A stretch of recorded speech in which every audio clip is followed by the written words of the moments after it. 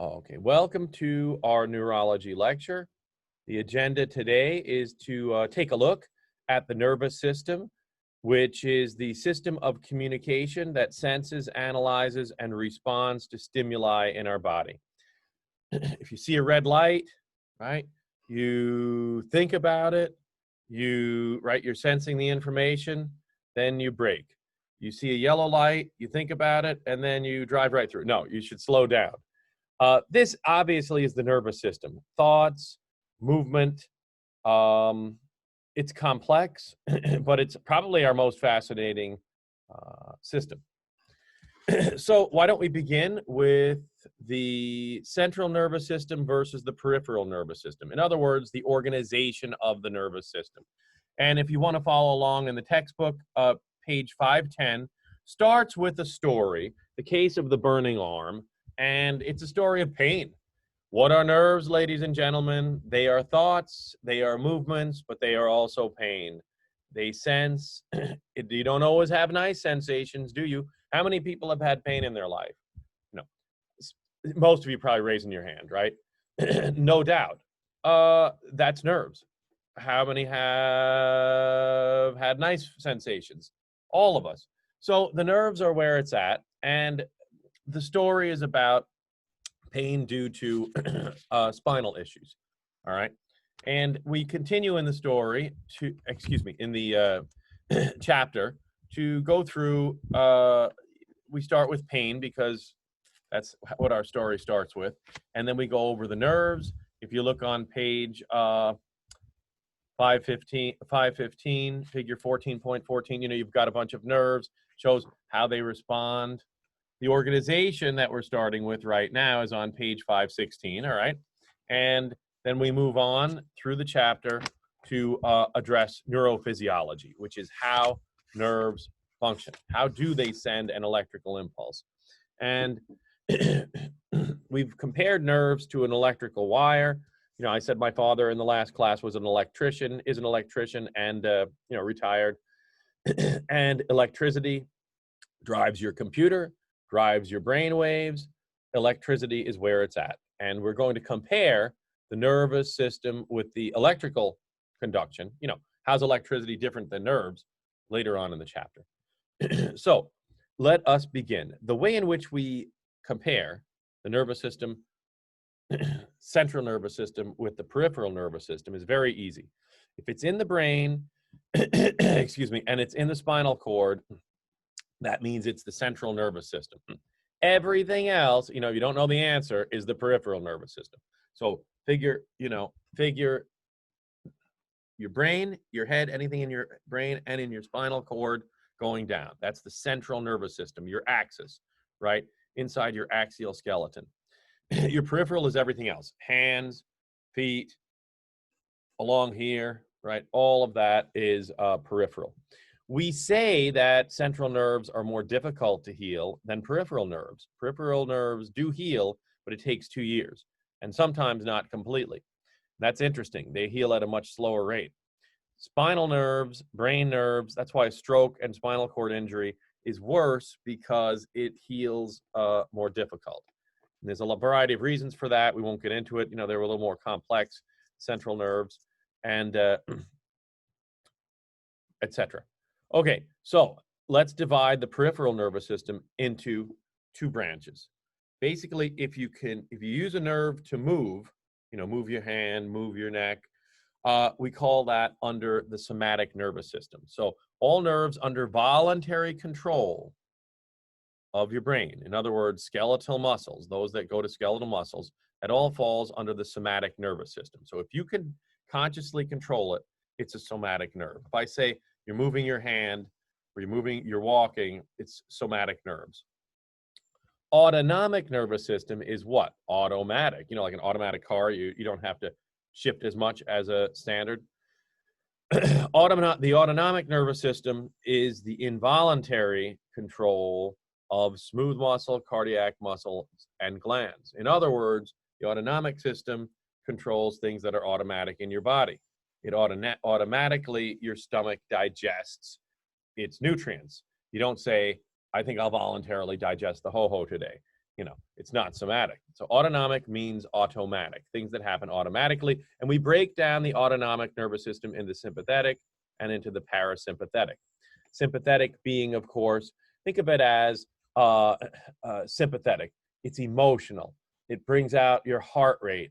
It makes your heart beat faster, your blood pressure go up. Sympathetic nerves, and believe it or not, we have a whole set of sympathetic nerves that create something known as the fight or flight response. Fight or flight response is defined as the response you have when you, see a vulture coming at you from the forest. There it is. Whoa, coming at me, and now I got to jump away. That would be the sympathetic nervous system, because you're sympathetic to the situation. In other words, you're fighting or flighting. You run or you fight. And, if I give you a test, your heart's going to race at 9 o'clock tomorrow because you don't know what to expect. I shouldn't say that. It makes you nervous. But your heart starts racing. You can't help it. That's your sympathetic nervous system. And it's the fight or flight response because you either want to run or you want to fight. And there's a lot of interesting theories behind that. Is it good to let out your anger and frustration, or should you hide it? Some studies say, type A personalities who want to really fight and flight should let it out. Otherwise, it's bottled up.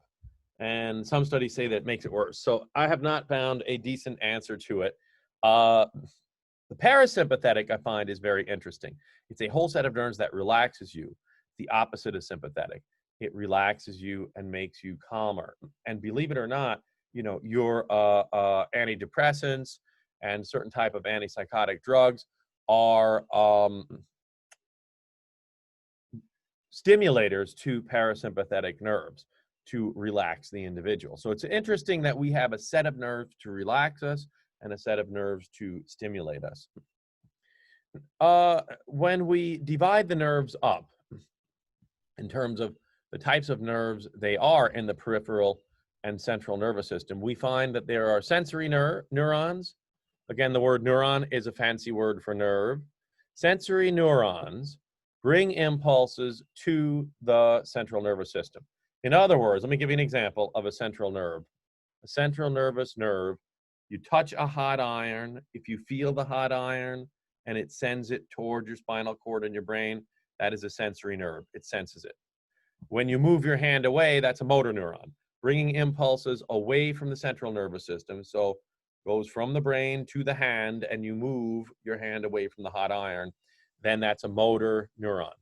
And an interneuron is everything inside, connecting in your spinal cord, in your brain, all those nerves that connect one central nerve to another. Those are known as interneurons. Now I have to, in parentheses, show you the synonyms. A synonym for sensory nerve is afferent. A synonym for motor nerve is efferent. And a synonym for interneuron is association neuron. You may see that in the literature, so you have to be aware of that. Let's talk the histology of the nervous tissue. Why are nerves so difficult to regenerate? Why is a stroke so hideous? What do you care if you get a hematoma outside of your brain, as I told you with my racquetball racket incident? No big whoop.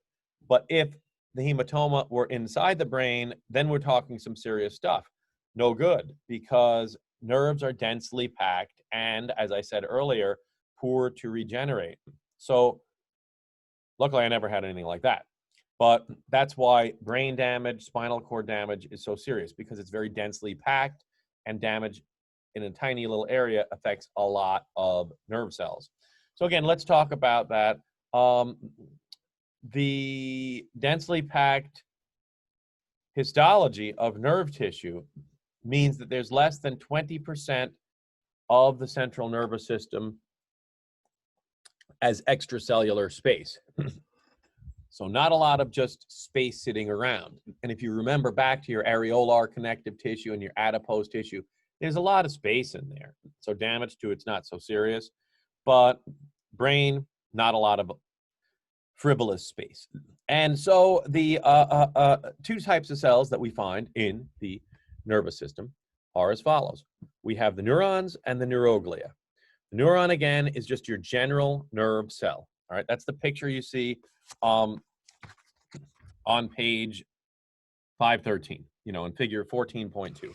you've got basically nerves sending electrical charges.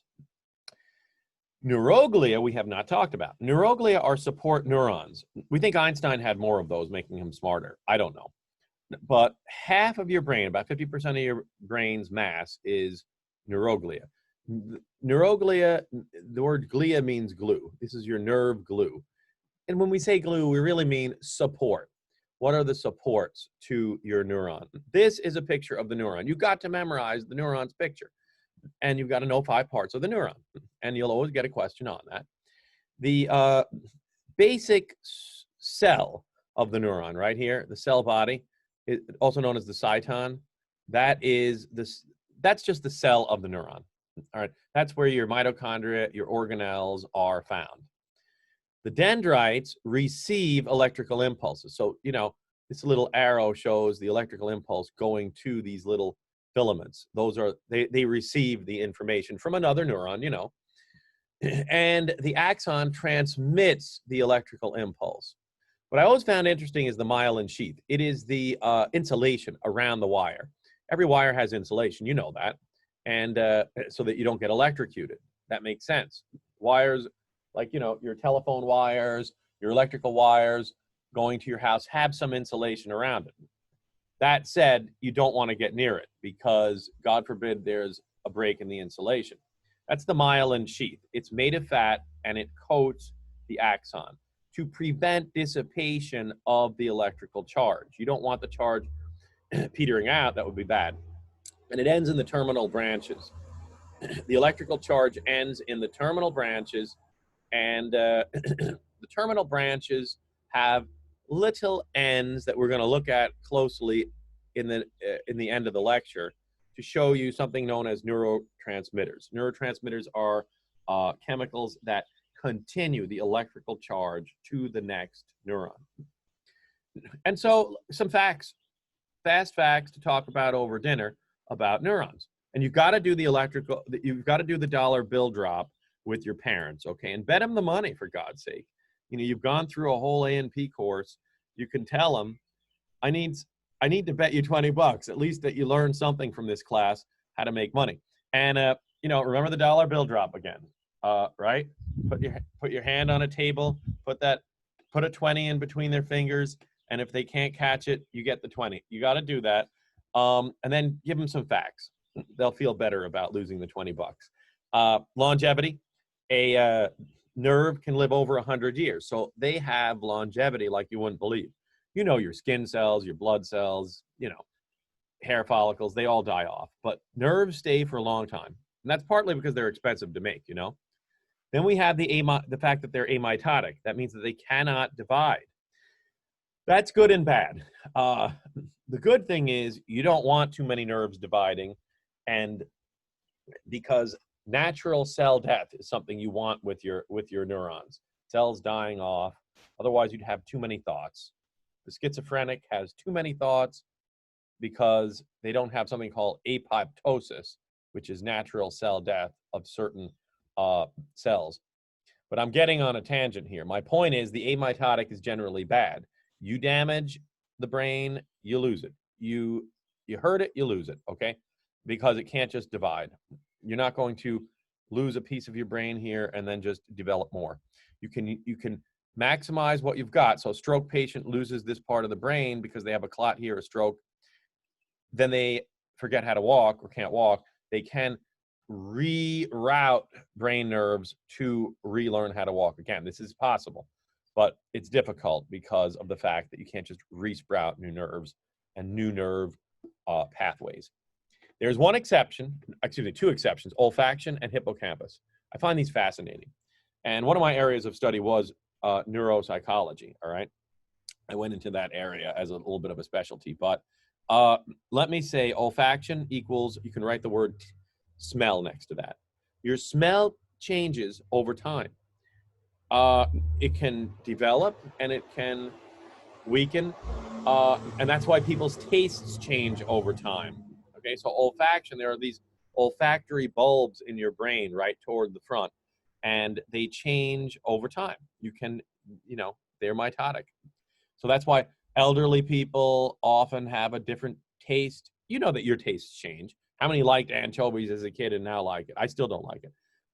There's things I used to hate and now I like. So your taste changes over time. You can think back to some foods that you've eaten that you'd say as an 8-year-old, heck no. Then the hippocampus. The hippocampus is the part of the brain. You can write STM next to it. STM, short-term memory. It's good to remember. It's inside your brain. It's the hippocampus. It's responsible for short-term memory, and we say that it is able to divide, and you can make and improve your short-term memory. That's why a class like this, where you have to remember and organize information, actually helps your brain to develop new pathways, putting the short-term information into your long-term. Last but not least, neurons are highly metabolic. That means they require constant oxygen and glucose to carry out their functions. They're very metabolic. They take a lot of energy. Okay, we classify neurons also, so not just based on whether they're sensory or motor or interneuron, we also classify them on anatomy based on their shape. This is your most common, the multipolar neuron. That's the pictures I just showed you, where there are many fibers coming out of, or processes coming out of the cell body. This is the cell body, everyone. You have 1, 2, 3, 4, 5, 6. If you have 3 or more processes, it's called multipolar. If you have 2 processes, like the receptors in your eye, where there's one dendrite going into the cell body and one axon going out, that's a bipolar neuron. Your vision has a lot of what we call bipolar neurons. Unipolar is not very common. A ganglion, you know, there are ganglions or clumps of nerves throughout the body, and those are unipolar. I want to go over the 6 types of neuroglia. You can be sure that one of them is going to be on your test. All right, let's just, so highlight each of these, and we'll go over just their main aspects. There are 6 neuroglia. In other words, 6 helper cells to the nervous system. One is an astrocyte. I always remember that because, the Jetsons, you don't remember the Jetsons. They were from the 60s. And that's even before my time. But anyway, I used to watch the cartoon. Astro was the dog. Astro means star. Anyway, an astrocyte looks like a star. That's why they call it an astrocyte. There's a lot of little projections, like light coming from a star. And what they do is they maintain potassium balance. If you remember anything about it, no, maintains potassium balance, K balance. K is, of course, potassium ions in your central nervous system. If you don't have the right potassium levels, you get cramps, your whole mind and body change. And I want to kind of talk about this briefly. You must have the right potassium balance for your nerves to function properly. We're going to show you how nerves function. It happens to be sodium and potassium flowing in and out of a nerve in a wave-like manner. That is a nerve impulse. When the potassium balance is disrupted, because you have too little water, too much water, many reasons, it'll kill you. It'll fragment your thoughts. So potassium balance, very important. Eat a banana each day. I always say a lot of potassium in bananas. You've got to have the right diet. So when you hear that someone's dehydrated, you can be dehydrated and have enough heat stroke that it'll kill you because the potassium level is out of whack. So we are delicate creatures. We have many mechanisms for homeostasis, but it can happen that you get taken down by potassium balance. Very interesting. So astrocytes are nothing to just say, who cares? Microglia. Microglia, the word micro means, microbes. So it's a special macrophage that gobbles up invading organisms, and it's your phagocytic cell. It's your immune cell. The microglia is your immune cell. You can write that. Your immune cell of the nervous system. This is a little picture of the ependymal cell. The ependymal cell has a little cilia at its edge, different types of them, and they just circulate cerebrospinal fluid around the brain and spinal cord. Last but not least, we have 2 kind of sister neuroglia. One is known as the Schwann cell, which covers and insulates the peripheral nerves. It makes the myelin sheath around the axon. And then we have the oligodendrocyte that makes the myelin sheath around the axon of the central nervous system. So they do kind of the same thing. They both produce the see these little tufts of fat. They produce these little tufts of fat around the axon to insulate the axon and allow the nerve to send an impulse rapidly. Let me say that multiple sclerosis is a disease of the oligodendrocytes, where in the brain, the myelin sheath is attacked. We don't know why, right? But hardened scars form on these myelin sheaths because we believe the body attacks itself. It's an autoimmune disease, maybe due to a virus, we're not sure, but for some reason, the body attacks itself and destroys the oligodendrocytes. And without that insulation around the axon, you have a more difficult time getting a nerve impulse across.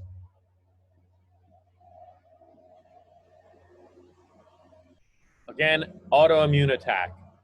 Maybe, and we're, in ANP2, we'll learn about cytotoxic T cells. These are special immune cells, and they attack the oligodendrocytes abnormally. They're not supposed to. They're supposed to be regular immune cells, but they attack oligodendrocytes and hurt the myelin sheath. Right? What are symptoms? Abnormal sensations, double vision, muscular weakness. All of these things, in other words, indicate that you have something wrong with the neurons in your brain, excuse me, with the neuroglia in your brain, the oligodendrocytes in your brain. And those are just fast symptoms. Then another neuroglia is the satellite cells. They surround neurons, control their chemical environments in the PNS. So let me highlight our next section. All right, we've now concluded the basic intro and anatomy of neurology. The next part's a bit difficult because, so I need your full attention.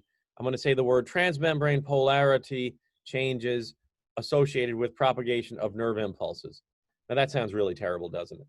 Basically, what that is saying in regular people language, in English, is that we're going to look at how a nerve impulse forms, right? Mechanisms of nerve impulse formation. How does it propagate on the axon or the axolema? That's a fancy word for the axon's membrane. So let's start by a definition. What is a nerve impulse? All right. It's a current that moves along a neuron. All right. A current that moves along a neuron. So think about your brain. Think about the sensory neuron of your arm. In order to feel, in order to think, a nerve impulse has to go along the neuron. So why study neurophysiology of the nerve impulse? Why understand how a nerve impulse forms? Number one, I want to just address what I said earlier. If your potassium level gets screwed up, you're in big trouble. Heart palpitations, maybe even a whole fibrillation of the heart. You've got to understand that these ions that control a nerve impulse are very important for your brain and heart and the rest of your body to function properly. That's why. So understanding this gives you a little biophilosophy. I'll never forget my own cadaver. Ethel was her name. She was about 85 years old. And, I held her brain in my hands in anatomy class. And I said, emotions, thought, love, music, religion, it's all right in this little tuft of meat in my hand. So it's a fascinating field, anatomy. And, a lot of times I say, it's organizing and memorizing information. But, being that this is our last lecture in ANP1, I just want to say it's very philosophical. It's deep. We are chemicals. We are tissues. What are we? Where's the soul? Where is the personality? And, it all comes down to this neurophysiology in a way where we have electrical stimulations of our body. Okay, so let's make a comparison. Enough of the philosophy, Demphley, enough of the philosophy. Let's start with the electricity review and then move on to exactly how a neuron fires. How is electricity similar and different than a nerve impulse? Well, they're similar because it's a flow of charged particles, right? A nerve impulse is like an electric current because it's a flow of charged particles. Now, the impulse is a flow of positive ions. I just told you sodium and potassium flow in a nerve impulse, and we'll go over that shortly.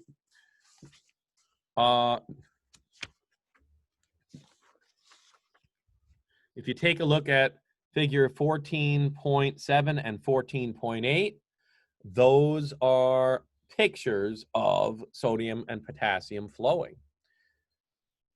Electricity is the flow of copper ions, right? Totally different. Little electrons, we call them.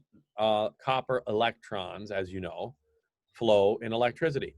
The impulse is a lot slower than electricity. That's why you can never catch the dollar bill. The dollar bill is, I would say, an impulse flows slower than electricity by almost 1,000,000 times.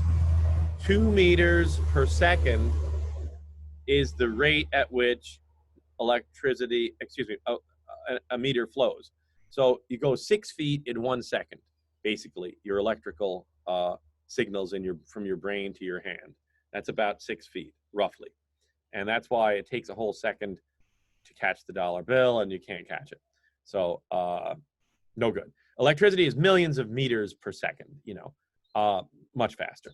However, we have a benefit. The strength of our impulse remains the same, but electricity weakens over a distance.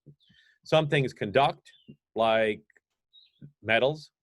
Materials that allow charged particles to move are conductors, and insulators are materials that do not allow charged particles to move. We measure the electricity as a difference in the amount of charge between two regions. An oscilloscope does that. It measures the voltage difference. And I'm telling you, these three things are on the test. So, put a star, highlight it, so it's easy to find. Your resting membrane potential, again, figure 14.7, shows you your resting membrane potential. Page 518 in first edition here. You have a situation, right? Do you remember the sodium-potassium pump, right, from exam 1? Sodium-potassium pump is what's happening in all of your cells. It's pumping out 3 sodiums and only 2 potassiums.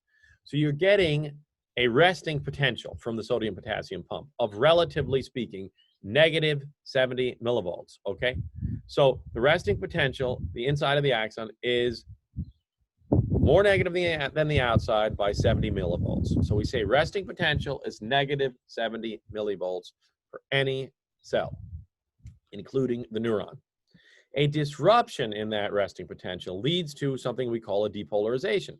That means we're changing that potential, and positives flow in, and positives keep flowing in, and we call that wave of positives flowing in an action potential, because there's action, right?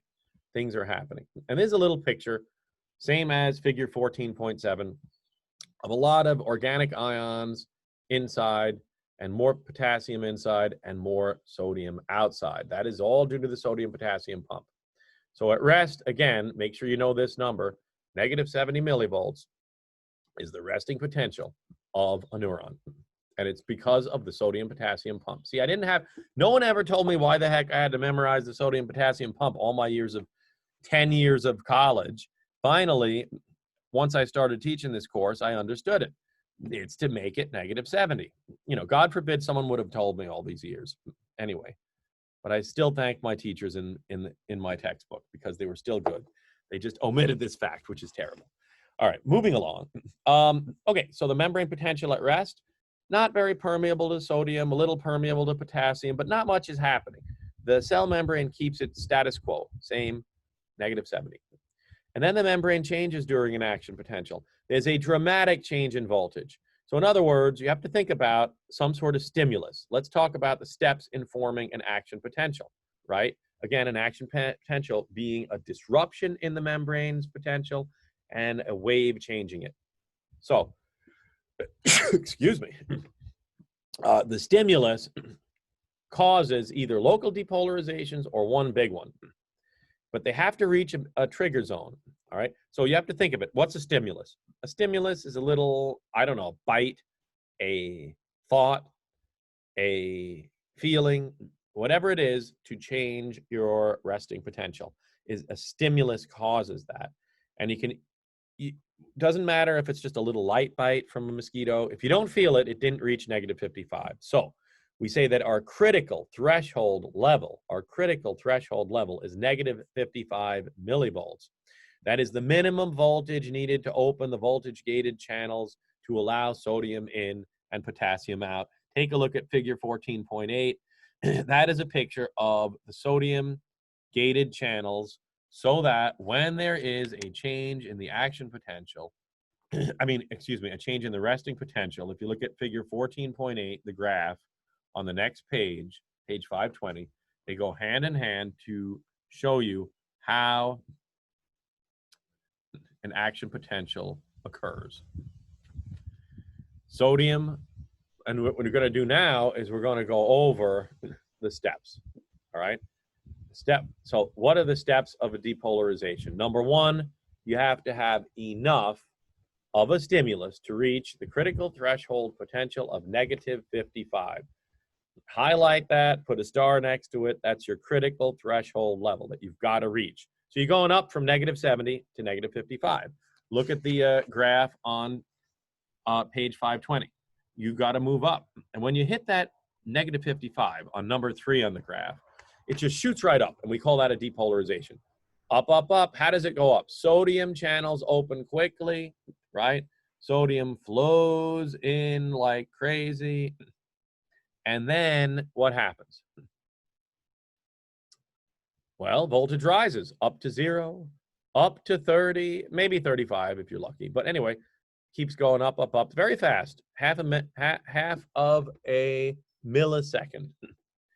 And then what goes up must come down. We call that repolarization. What happens is potassium channels open up and flow back in. More positives come in. Excuse me, that's incorrect. Repolarization is potassium flowing out, okay? Let's get that right. Outward flow of potassium. And that would make sense because you're getting rid of positives, making the potential go back down. So you reached a height, if you look on page 520, you reached a height of about positive 30. And then number 6, repolarization, the potassium is flowing back out. And as a result, the potential goes down, down, down, down, all the way down to something called hyperpolarization, down to a point where it even goes further to almost negative 90. You look at number 8 on page 520, negative 90 we call that hyperpolarization. It goes overboard. And then the sodium potassium pump kind of gets everything returned back to normal. This is why you can't refire a nerve right away. There's like a period where there's hyperpolarization, ions flowing, and nerves take, milliseconds to recover, right? I'd like you to skip this section, okay? Just put an X through this, mainly because I'm not interested in it. It's some thought questions. You can do it for homework if you want. I'm not going to really cover it. I don't want to go crazy with it because I'm just not interested in it right now. I'm interested in getting on to the synapse. So if you don't mind, let's talk about what the connections are between one nerve impulse and another. What you've just gone over now is the neurophysiology of how a nerve impulse fires. So the picture you have on the overhead is showing you one nerve and another. And the junction in between one nerve and another, or in between a muscle and a gland and a nerve. So in other words, anytime there's a gap between the nerve and something else, it's called a synapse or a synaptic junction. There's 2 types of synapses. Electrical, which is, we've talked about it. Remember gap junctions where there's rapid communication? There's channels that flow from one neuron to another.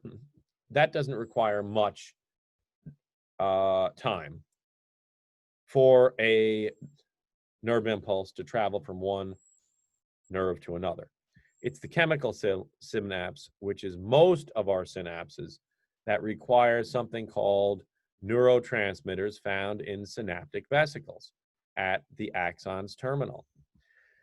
Let's look at the structure of the synapse in some detail. If you look at figure 14.9, that is a picture of what we're talking about, the structure of the synapse. It's about 50 nanometers wide, so really the size of a virus. It's tiny. We're talking really close. And The neuron before the synapse is the presynaptic neuron. The neuron after is the postsynaptic neuron. We say that a neuron has to bring its charge from one nerve to another by converting the electrical signal into a chemical signal. Now, that's a weird thought. We just went over, let me go back, because this is one of the hardest things. If you're like, wow, I don't know what this guy is saying, you know, you might be right. Let me go back a little and review this in really understandable terms. This section that we just talked about, right, neurophysiology, is talking about having a nerve impulse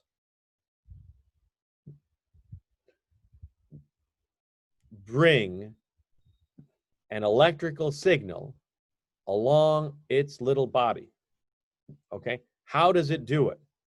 It does it by disrupting, right, a stimulus disrupting the electricity of the neuron and therefore causing a flow of charged sodium ions in a wave.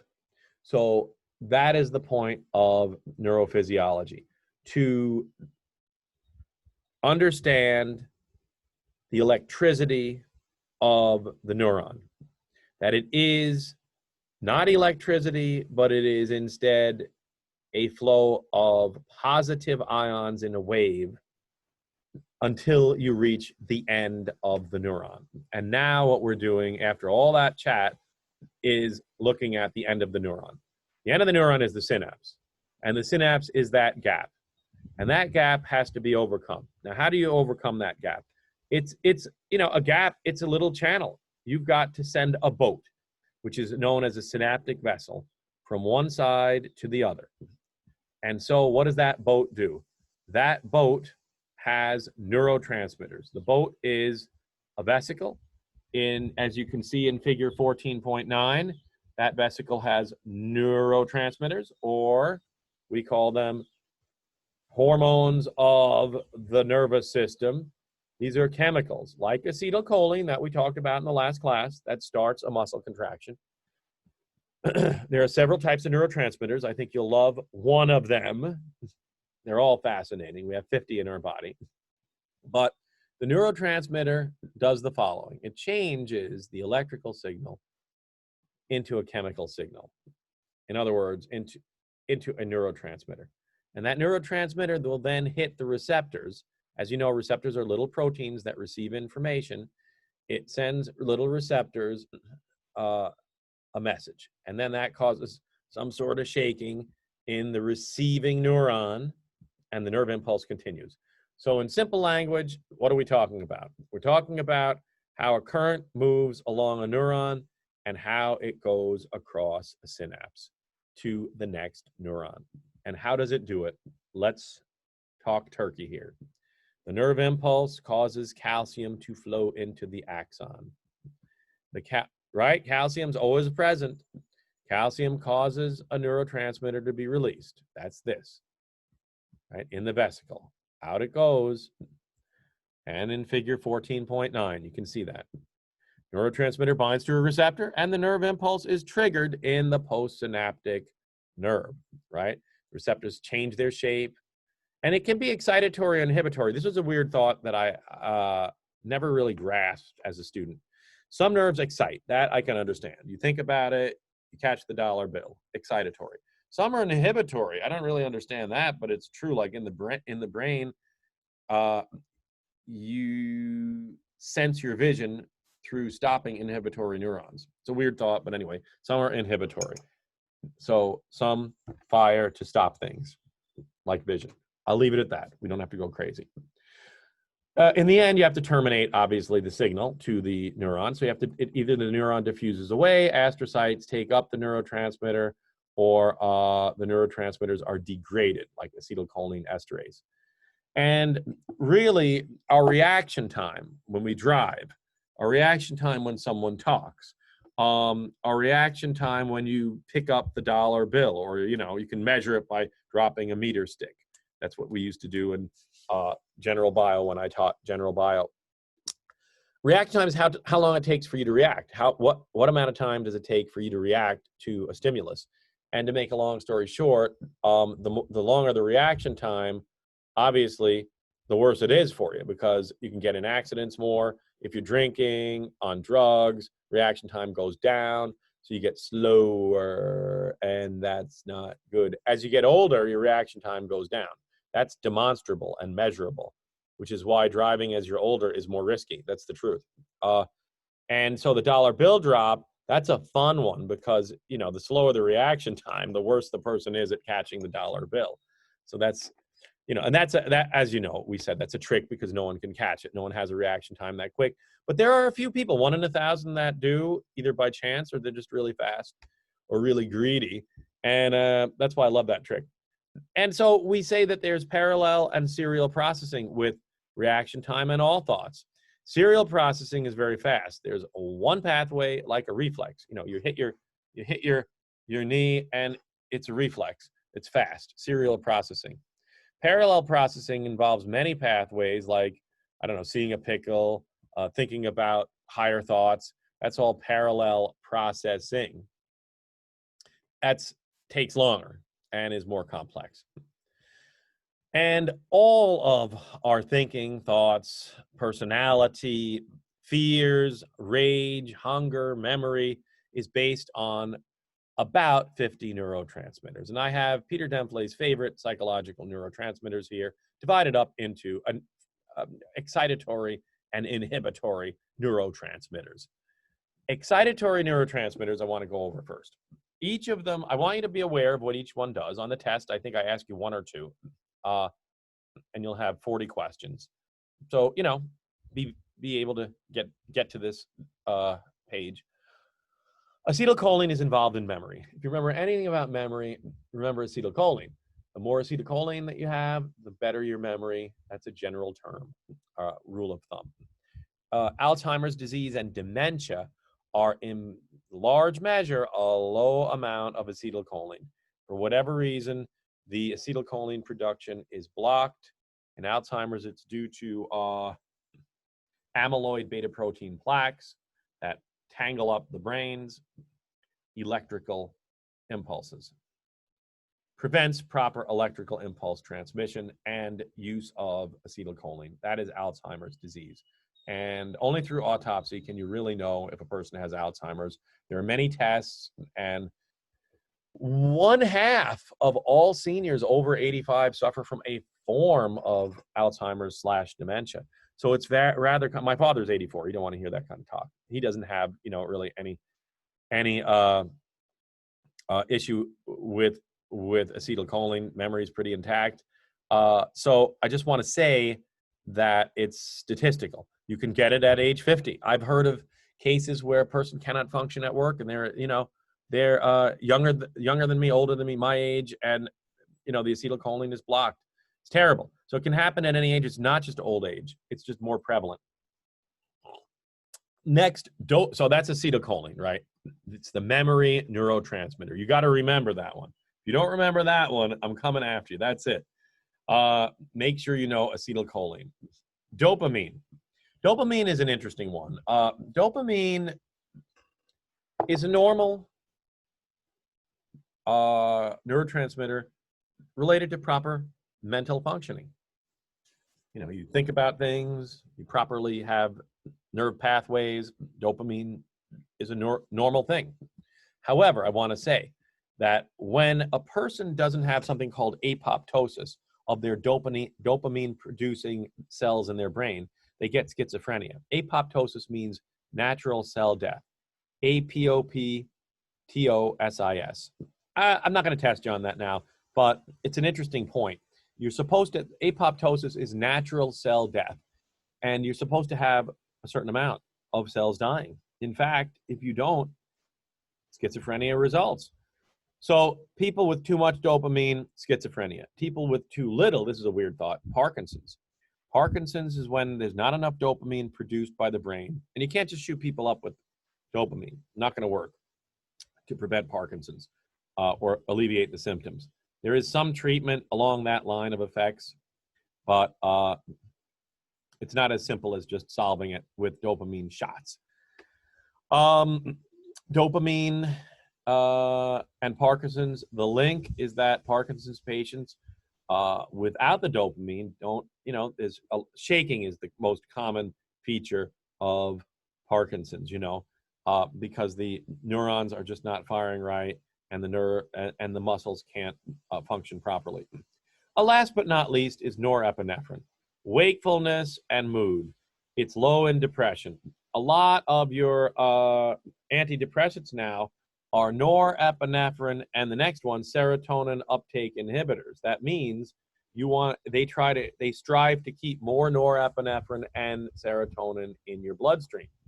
Again, norepinephrine is important in keeping you having a good mood and wakefulness, and it's low during depression. Some people have a chemical imbalance where they have a low amount of both. Serotonin inhibits pain, by the way, and it's low in depressed people. So pain and depression go hand in hand. And the new way of treating depression is through exercise. Exercise brings out serotonin and epinephrine and norepinephrine in order to combat the depression and pain. It's an interesting, pain medicine is an interesting area of study, and serotonin and norepinephrine are intrinsically linked to it. It's a fascinating area, and honestly, pain is something you're going to be dealing with not just in your own life. I don't mean to be depressing, but in your career. When do you go to the doctor? When there's pain, and pain and depression go hand in hand, because of course, if you're in pain, you're depressed. It's hard to get out of that cycle, and exercise is a way. Prozac blocks the reabsorption of serotonin, and that's how Prozac works. All of those types of drugs, Prozac was the first to come out, are, as I've stated before, norepinephrine, serotonin uptake inhibitors. Now, of course, my drug of choice is coffee. Now, that's terrible. I probably shouldn't have any of it. I only have like 1 cup a day. But what coffee does, it blocks adenosine. 3 cups of coffee block 50% of the adenosine in your body. Adenosine inhibits arousal. So less adenosine means more arousal. More adenosine means less arousal. So you're more sleepy. Coffee acts like that. Coffee is a drug. Caffeine is a drug. And there's no doubt about it. And of course, before I lecture, I have coffee. That's why I'm so chatty. And 1 cup, again, neurotransmitters are different for all of us. It affects all of us differently, and it makes me chatty. So that's why you got a chatty lecture. All right, last but not least, endorphins. Increase in exercise, and it decreases pain and depression. Endorphins are an opiate derivative. They're associated with a runner's high. If you ever hear about running, a runner's high. Exercise is very important. Getting out, exercising. That's why this whole shutdown was very difficult for people, because the body needs movement, walking around, exercise, sun, to fight depression and pain. And so I would think that this shutdown, a natural result would be higher rates of this. But anyway, those are the neurotransmitters I want you to know. Good conversation pieces. And anyway, thank you for your attention. I'm going to stop the recording, and I'm going, because the lecture is done, and I'm going to